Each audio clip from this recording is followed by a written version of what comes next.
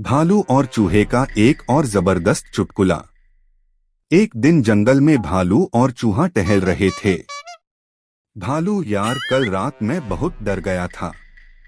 चूहा, क्यों, क्या हुआ?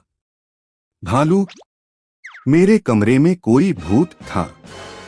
चूहा हंसते हुए, वो भूत नहीं था भाई, वो तेरी खर्राटों की आवाज थी जो गूंज रही थी। भालू गुस्से में, अबे, अगली बार रिकॉर्ड करके तुझे भेजूंगा। चूहा, ठीक है, मैं उसे रिंगटोन बना लूंगा।